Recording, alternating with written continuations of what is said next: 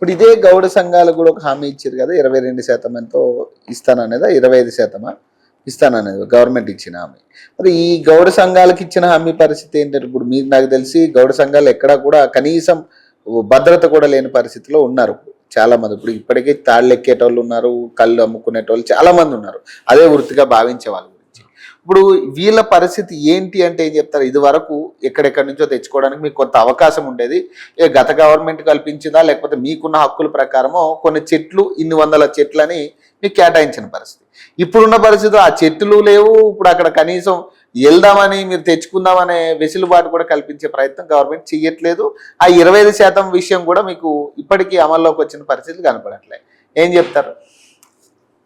Congress party అధికారంలోకి వచ్చిన తర్వాత కామారెడ్డి డిక్లరేషన్లో ఒక బీసీ బిడ్డగా మహేష్ కుమార్ గౌడే మేనిఫెస్టో చదివిండు. అందులో గౌడుకు సంబంధించిన అంశాలు కూడా చదివిండు. అదే మాకు బాధ అనిపిస్తూ ఉంది. అందులో ఏం అంశాలు పొందుపరిచాడంటే, గత ప్రభుత్వము గౌడ్లకి వైన్ షాపుల్లో, మద్యం షాపుల్లో 15% రిజర్వేషన్ కల్పించింది. మా కులవృత్తి కల్లుగిత్త తో పాటు సారాయి వెనకట మద్యం దాంట్లో కూడా దాంట్లో పనిచేసేవాళ్ళు. మా వంశపార్యపరంగా మా సాంప్రదాయమైన కులవృత్తిలో భాగంగా మద్యము మేము చేసే ఇదే బతుకుతున్నాము. దాని మీద ఆ గత ప్రభుత్వం 15% ఇచ్చింది, మేము 25% రిజర్వేషన్ కేటాయించి ఇస్తాము మేము అధికారంలోకి వచ్చిన తర్వాత అన్నారు. మేము కూడా నమ్మాం. అంటే 15% ఇచ్చింది కదా, దానికి ఇంకా 10% పెరిగితే ఆ మద్యం షాపుల్లో ఈ రోజు ఏమవుతుందంటే, మద్యం లేకుండా రాష్ట్ర ప్రభుత్వాలు నడిపే పరిస్థితి లేదు. మద్యం నుంచి వచ్చే ఆదాయం లేకుండా, మద్యం నుంచి వచ్చే ఆదాయమే ప్రధాన వనరుగా ఇవాళ రాష్ట్రానికి అవసరం వస్తుంది. అందులో మేము ఆర్థికంగా నిలదొక్కుకోవాలంటే మాకు కులవృత్తికి సంబంధించిన దాంట్లో కల్లుగీత వృత్తిని ఒకవైపు, వైన్ షాపుల్లో మరొక వైపు నిలబడాలి అంటే రిజర్వేషన్ పెంచాలి కదా. వీళ్ళు పెంచుతామంటున్నారు కదా అని నమ్మాము. 20% ఇస్తారని కూడా మేము అనుకున్నాం. అధికారంలోకి వచ్చిన తర్వాత 25% ఇవ్వాల్సిన ఏదైతే ఉందో మీరు చెప్పినట్టుగా, అదే గత ప్రభుత్వం 15% ఇచ్చిన దానిలో భాగంగానే అదే టెండర్కి వెళ్ళేసి అక్కడ మోసం చేశారు.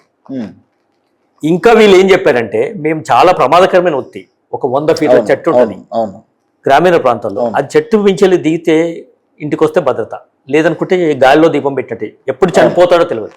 కానీ ఆ గౌడు ఆ వృత్తి కుటుంబ పోషణ కోసం, భార్య బిడ్డల పోషణ కోసం చస్తామని తెలిసి కూడా, ప్రమాదకరమైన వృత్తి తెలిసి కూడా పోషణ నిమిత్తం రోజుకు 2-3 సార్లు చెట్లు ఎక్కి తీస్తారు. దానికి కొమ్మ రెమ్మ నిచ్చెన ఏది ఉండదు. 100 ఫీట్లు తన పట్టుతో వెళ్ళే వ్యక్తి. చనిపోయిన కుటుంబాలకు మేము పోర్టల్ ద్వారా 1978లో 2,000 రూపాయలు ఎక్స్గ్రేషియా ఉండేది, పోర్టల్ ద్వారా సాధించుకున్నాం. ఈరోజు గత ప్రభుత్వం 5 లక్షలు చేసింది. వీళ్ళు ఏమన్నారంటే 5 లక్షలు కాదు, మేము 10 లక్షలు ఇస్తామని చెప్పి ప్రమాద బీమా ఎక్స్గ్రేషియా 10 లక్షలు ఇస్తామన్న జీవో ఈ రోజుకు లేదు. మీరు గతం కంటే మేము మెరుగ్గా ఇస్తామంటే, మేము ఈ వృత్తి 12 లక్షల మంది ఈ వృత్తి మీద ఆధారపడతారు. ఒక 25-30 లక్షల మంది ఈ జనాభా ఉన్న గౌడ కులం మేజర్ కమ్యూనిటీ తెలంగాణలో. నిజంగా నమ్మాం మా తరాల నుంచి వచ్చిన ఆనవాయితీని కొంచెం అభివృద్ధి చెందుతామేమో అని. కానీ అక్కడ 10 లక్షలు ఇస్తామన్నది ఈ రోజుకు జీవో లేదు. కానీ ఆ డిసెంబర్ 9 అధికారంకి వచ్చిన తర్వాత చాలా వాటికి జీవోలు ఇచ్చారు, మాకు మాత్రం ఇవ్వలేదు. మేము వచ్చిన రోజు నుంచి జీవో ఇచ్చి 10 లక్షలు ఇస్తామంది. అది పోగా వీళ్ళు అధికారంలోకి వచ్చిన 2 సంవత్సరాల కాలంలో చనిపోయిన కుటుంబాలకు ₹1 కూడా ఇవాళ ఎక్స్గ్రేషియా ఇవ్వట్లేదు. ఆ కుటుంబాలు రోడ్డు మీద పడి అనాథ శవాలుగాను లేకపోతే ఆకలి చావులకు వస్తూ ఉంది. వాళ్ళని ఆదుకునే పరిస్థితి లేదు. అధికారం రావడానికేమో కామారెడ్డి డిక్లరేషన్ గుర్తుకొస్తుంది, అధికారంకి వచ్చిన తర్వాత మమ్మల్ని అనాథాలు చేసే పరిస్థితి కనపడుతుంది. ఇంతెందుకండి, ₹1 పైసా ఖర్చు కాకుండా మా కులంకి సంబంధించిన ఒక హిస్టారికల్ హీరో సర్దార్ సర్వాయి పాపన్న అన్నారు. ఆయన సామాజిక న్యాయం అంటే ఏంటో ఒక 370 సంవత్సరాల క్రితమే చూపించాడు.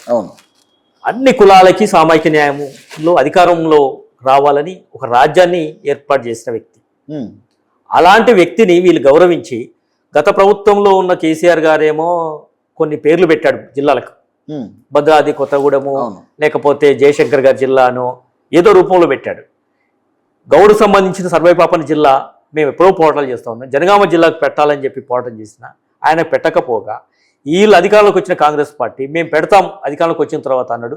ఈ రోజు కూడా ఒక గెజిట్ నోటిఫికేషన్ లేదు, దాని మీద మాట్లాడుతుంది. దానికి ఏం ఖర్చు అవుతుంది? మా ఆత్మగౌరవం కదా సర్వాయి పాపన్న అంటే. ఆయన పేరు మీద ఒక జిల్లా ఏర్పాటు చేస్తే ఏముంది? ఆయన పుట్టిన ప్రాంతము జనగామ కిలాషాపురం అనే కేంద్రం, పేరు పెట్టొచ్చు కదా. ఆ పేరు కూడా ఇవాళ ఊసెత్తలేదు. ఇప్పుడు ఈ కళ్ళు కాంపౌండ్స్ విషయంలో, ఇప్పుడు ఇక్కడ లోకల్గా సిటీలో ఉన్న విషయంలో మీరు బయట నుంచి తెచ్చుకోవాల్సిందే ఖచ్చితంగా. ఇక్కడైతే వెసులుబాటు ఎక్కడ లేదు కాబట్టి చెట్ల విషయంలో బయట నుంచి తెచ్చుకోవాలి. ఈ వెసులుబాటు కూడా కల్పించింది కదా గతంలో. ఒకసారి ఈ 100 చెట్ల కొన్ని వందల చెట్లేనో మీకు ఇవ్వడం కానీ ఇవన్నీ కూడా. ఇప్పుడు అది కూడా లేనట్టుగా ఉంది కదా. అప్పుడు కూడా చెట్లకు సంబంధించి వెసులుబాటు కానీ ఇదంతా. హైదరాబాదులో చెట్లు ఉండవు, వనాలు ఉండవు. అవును. హైదరాబాదు దూరంలో గ్రామీణ ప్రాంతంలో తాటి చెట్లు, ఈత చెట్లు ఉంటాయి. ఏదైనా మార్కెట్ అనేది హైదరాబాద్ ఉంటుంది. అవును. ప్రొడక్షన్ గ్రామాల్లో ఉంటుంది. అవును. అక్కడ వనాలు ఉంటాయి. అక్కంచెలు తెచ్చిన కళ్ళు ఇక్కడ హైదరాబాద్ తీసుకొచ్చి అమ్ముకోవడానికి వెలుసుబాటు ఉండేది. ఇక్కడ కళ్ళు దుకాణాలు ఈ హైదరాబాద్లోనే ఒక 5 లక్షల మంది వృత్తి మీద ఆధారపడే వాళ్ళు ఉన్నారు. ఈ గవర్నమెంట్ వచ్చిన తర్వాత, కాంగ్రెస్ గవర్నమెంట్, మీకు పెద్దపీట వేస్తాం, కళ్ళు కాంపౌండ్లని ఒక మోడర్న్ బార్లు రెస్టారెంట్గా చేస్తాం, మీకు ట్రాన్స్పోర్టేషన్ చేస్తాం, దాంతోపాటు వనాలను పెంచుకోవడానికి అవకాశాలు ఇస్తాం, రకరకాల మాటలు చెప్పింది. అధికారంలోకి వచ్చిన తర్వాత హైదరాబాద్ దుకాణాలు అన్నిటి మీద ఎక్సైజ్ శాఖ అని ఒకటి ఉంటుంది. దానికి సంబంధం లేకుండా పోలీస్, ఎన్ఫోర్స్మెంట్, నార్కోటిక్, ఇప్పుడు కొత్తగా పేరున్న ఈగల్, ఒక కళ్ళు దుకాణానికైతే ఒక డీసీపీ పోయి కళ్ళు దుకాణంలో పోలీసు బెటాలియన్ లాగా పోయి తుపాకులు పట్టుకొని కళ్ళు దుకాణాలకు కేసులు పెట్టి మోసేసే పరిస్థితి. ఇక్కడ కళ్ళు వీళ్ళు పెద్దపీట వేయడం కాదు, మోసేశారు. ఇక్కడ చాలా మంది వాళ్ళ ఉపాధి లేకుండా కళ్ళు దుకాణాలను కూడా మూతపడి మీలాంటి వాళ్ళకి ఏమనిపిస్తుంది వింటున్నప్పుడు? అంటే ఇదన్నీ మమ్మల్ని అధికారం రావడానికి మీరు ఆడిన ఆట, ఓట్లేసుకోవడానికి మాత్రమే కనిపించింది. మమ్మల్ని మోసం చేశారని స్పష్టంగా మాకు.